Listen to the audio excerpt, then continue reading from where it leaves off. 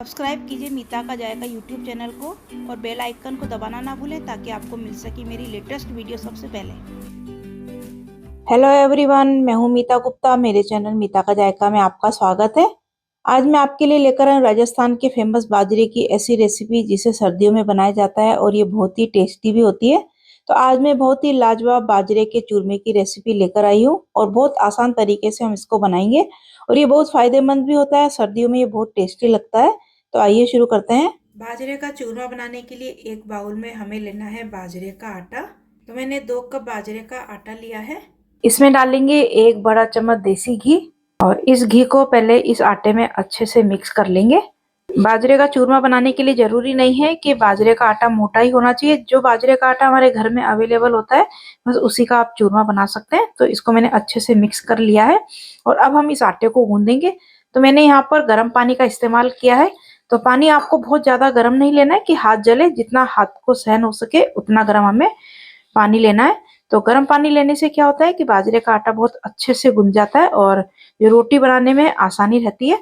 तो हमें इसका ना ही टाइट डो लगाना है और ना ही बहुत ज्यादा सॉफ्ट लगाना है। जिस तरह से हम बाजरे की रोटी बनाते हैं उस तरह का आटा लगाकर हमें तैयार करना है। तो थोड़ा थोड़ा पानी डालते जाएंगे, एकदम से ज्यादा पानी नहीं डालना है। आटा गूंद लिया है और इस तरह का आटा गूंद कर तैयार करना है। अब हमें इसको 2-3 मिनट तक अच्छे से लोच लगाना है जिससे कि आटा अच्छे से सॉफ्ट हो जाए और रोटी आसानी से बन सके। तो ये देखिए अच्छे से 2-3 मिनट तक मैंने इसको गूंद लिया है और अब हम इसकी लोई तोड़ेंगे। तो मैं इसकी लोई ज्यादा छोटी नहीं बनाऊंगी, तो मैं 3 लोई इसकी बनाऊंगी। तो इस तरह से 3 लोई बराबर की बनाकर और इस तरह से हम इसको गोल गोल करते हुए और अच्छा सा इसको पेड़ा बना लेंगे। तो अच्छे से करना है ताकि अच्छे से सॉफ्ट हो जाए। तो बस इस तरह से हम क्या करेंगे, इसको अब हाथों से इस तरह से थोड़ा सा थेपेंगे। थोड़ी सी बड़ी कर लेंगे हाथों से, जितनी हाथों से बड़ी हो सके उतनी बड़ी कर लेनी है। ये रोटी है ना ही हमें पतली बनानी है ना ही बहुत ज्यादा मोटी बनानी है। तो मैं आपको बताती हूँ कि किस तरह की बनानी है। देखिए अगर आप हाथों से करेंगे तो भी ये रोटी आसानी से बन जाती है। अगर आपको आदत है तो आप हाथों से भी इसको बना सकते हैं। रोटी कितनी बढ़िया सी बन गई, तो हाथों से ये बनकर तैयार हो गई है। तो ये देखिए बिल्कुल भी फटी नहीं है। आप भी इसको हाथों से बना सकते हैं। फिर भी अगर आप हाथों से नहीं बना सकते हैं तो मैं आपको एक तरीका और बताऊंगी अभी। तो इसको हम गरम तवे पर डाल देंगे। तो अब हम क्या करेंगे, पहले इस गरम तवे पर थोड़ा सा घी लगा लेंगे और घी लगाकर इस रोटी को हम इसके ऊपर डाल देंगे। नीचे से सिक चुकी है और इसको हम पलट देते हैं। वापस इसको नीचे से थोड़ी सी सिकने देते हैं और गैस की फ्लेम को आपको मीडियम ही रखना है। ज्यादा तेज गैस पर इसको नहीं सेकना है, नहीं तो ऊपर से तो सिक जाएगी और अंदर से कच्ची रह जाएगी। नीचे से थोड़ी सिकने लगी है तो अब हम इसके ऊपर डाल देंगे घी और घी लगाकर हम इसको सेक लेंगे। बहुत ज्यादा लगाने की जरूरत नहीं है, जैसे आप पराठे बनाते हैं उसी तरह से घी लगाना है। और घी लगाने के बाद अब हम इसको पलट देंगे और इस तरफ भी हम देसी घी लगा देंगे और अच्छे से हमने इसको सेकना है। बहुत आसानी से रोटी बन जाती है, इसको सेकने में कोई परेशानी नहीं आती है। तो आप भी मेरी तरह से बनाएंगे तो बिल्कुल भी परेशानी नहीं आएगी। घी लगाकर वापस से हम इसको पलट देंगे। तो इस तरह से उलट पुलट करते हुए हमने इसको अच्छे से करारी क्रिस्पी होने तक सेक लेना है। तो चलिए एक रोटी और मैं आपको बनाकर दिखाती हूँ। तो इस तरह से थोड़ी सी हम हाथों से बड़ी कर लेंगे इसको और बड़ी करने के बाद हम लेंगे थोड़ा सा सूखा आटा। ये मैंने बाजरे का ही आटा लिया है और इस पर हम इसको रख देंगे और थोड़ा सा हम हाथ पर इस तरह से आटा लगाकर और इसको हाथों से इस तरह से हम बड़ी करेंगे और इस तरह से आप गोल गोल करते जाएं और बड़ा करते जाएं। और चाहे तो आप इसको बेल भी सकते हैं, आराम से बेल भी जाएगी। तो जैसे भी आपको इजी लगे उसी हिसाब से आप बाजरे की ये रोटी बना सकते हैं। तो आप देख सकते हैं कितने आराम से फैल रही है और बाजरे का आटा है, थोड़े बहुत तो क्रैक्स इसके अंदर आते ही हैं। तो ये देखिए इस तरह से हमारी रोटी बन गई है। आपने देखा कितने आराम से रोटी बन गई है और ये उठ भी बहुत आराम से जाती है। आपने देखा, ये देखिए इस तरह से आप इसको उठा सकते हैं, बिल्कुल भी टूटी नहीं है। तो रोटी हमारी बहुत अच्छे से सिक चुकी है। इस तरह से दबाते हुए इसको सेकना है। तो चलिए अब हम इसको एक प्लेट में निकाल लेते हैं। दूसरी रोटी भी हम इसी तरह से सेक लेंगे। इस तरह से हल्का हल्का प्रेस करते रहना है जिससे कि अच्छी सी अंदर तक सिक जाए। तो इसे क्रिस्पी करारी होने तक हमें उलट पुलट करते हुए अच्छे से सेक लेना है। दूसरी रोटी भी बहुत अच्छे से सिक चुकी है। इसी तरह से हम तीसरी रोटी भी बनाकर तैयार कर लेंगे। तीनों रोटी सेक कर हमने तैयार कर ली है। अब हमें रोटी को इस तरह से क्रश करना है, छोटे छोटे टुकड़ों में कर लेंगे। तो हल्की सी ये गर्म है, ज्यादा गर्म नहीं है, तो आराम से हम इसके टुकड़े कर सकते हैं। बाजरे का चूरमा 2-3 तरीके से बनाया जाता है। मैंने इसको रोटी की तरह बनाकर और उसके बाद में हम इसका चूरमा बना रहे हैं। और बहुत से लोग क्या करते हैं, इसका बाटा बनाते हैं, यानी कि इसको गूंद कर और लोई का जैसा बाटा बनाकर और तंदूर में सेक कर उसके बाद में इसका चूरमा बनाते हैं। तो इस तरह से हम बनाते हैं तो बहुत ईजी ये बन जाता है, ना ही हमें तंदूर की जरूरत होती है और उसमें टाइम भी ज्यादा लगता है और इस तरह से ये फटाफट से बनकर तैयार हो जाता है। तो हम इसके छोटे छोटे टुकड़े कर लेंगे।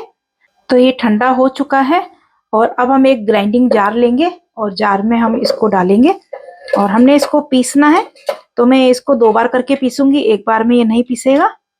तो इस तरह से हम 2 बार करके इसको बारीक पीस लेंगे।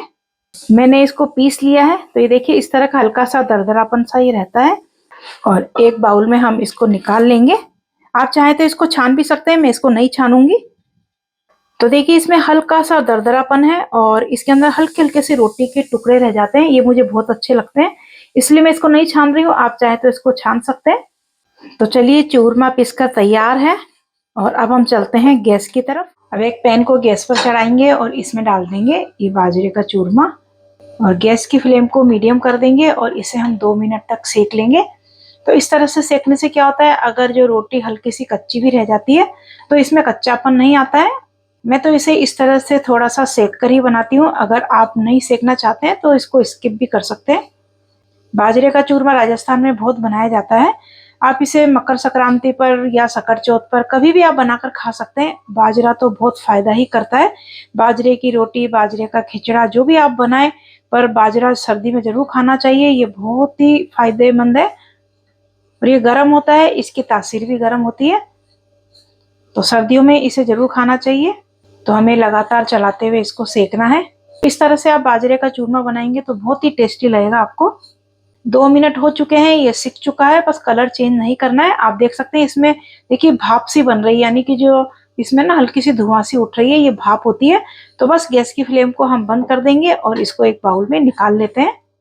यही पैन वापस से चढ़ा देंगे गैस पर और इसमें डालेंगे 1 टेबल स्पून तेल। इसको भी हमने मीडियम फ्लेम पर सेक लेना है। बस हल्के से चटकने लग जाए और इसमें से खुशबू भी आने लग जाती है और ये फूल भी जाते हैं, उतना ही हमने इसको सेकना है। तिल डालने से बाजरे का जो चूरमा है बहुत ही टेस्टी लगता है, ये आप जरूर डालें। तो तिल में से खुशबू आने लगी है और ये चटकने भी लगे हैं, फूल भी गए हैं। तो बस गैस की फ्लेम को बंद कर देंगे और इसको वापस से एक प्लेट में निकाल लेंगे। अब इसी पैन में डालेंगे हम देसी घी। तो मैंने 4 बड़े चम्मच देसी घी लिया है। गुड़ डालते टाइम मेरा कैमरा बंद हो गया था तो मैं आपको वो नहीं दिखा पाई। तो मैंने 1 कप गुड़ को बारीक करके डाला है और इसको लगातार चलाते हुए हमें मेल्ट करना है। इसकी हमें चाशनी नहीं बनानी है, केवल मेल्ट ही करना है। तो गुड़ मेल्ट हो गया है और गैस को बंद कर देते हैं। इसके अंदर जो तिल हमने भुने थे वो डाल देंगे और साथ ही ये जो हमने चूरमा बनाया है इसका बाजरे का वो डाल देते हैं और डालकर हमने इसको अच्छे से मिक्स कर लेना है। बहुत ही आसान है इसको बनाना और बहुत टेस्टी भी लगता है। सर्दियों में ये चूरमा बहुत ही टेस्टी लगता है, फायदेमंद भी है। आप इसको जरूर ट्राई करें। तो मैंने इसके अंदर तिल डाले हैं, मैंने इसके अंदर ड्राई फ्रूट नहीं डाले हैं। आप चाहे तो ड्राई फ्रूट भी डाल सकते हैं। तो मैं इसको बिना ड्राई फ्रूट के ही बना रही हूँ। आपको ध्यान रखना है जैसे ही गुड़ मेल्ट होता है आपको गैस बंद कर देनी है, चाशनी नहीं बनानी है। बस इसको अच्छे से हम मिक्स कर लेंगे। मैंने यहाँ पर 2 कप बाजरे के लिए 1 कप गुड़ का इस्तेमाल किया है। आप चाहे तो चीनी या फिर बूरा भी डाल सकते हैं और कम ज्यादा भी कर सकते हैं, पर ये जो चूरमा है गुड़ से ही अच्छा लगता है। देखिए अच्छे से मैंने इसको मिक्स कर लिया है, बहुत ही बढ़िया इसमें से खुशबू आ रही है। तो चलिए अब हम इसको सर्व कर लेते हैं। तो मैं इसके लड्डू नहीं बनाऊंगी। तो लीजिए बाजरे का चूरमा बनकर तैयार है। आप इसे गर्मा गर्म खाएंगे तो इसका टेस्ट अलग ही लगता है। अब आपको मैं लड्डू बनाकर दिखाती हूँ। अगर आप चाहें तो लड्डू भी बना सकते हैं, बहुत आसानी से बन जाते हैं।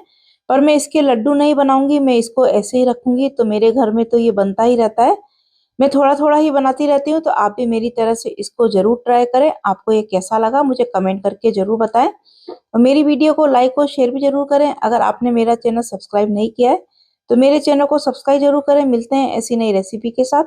Thank you.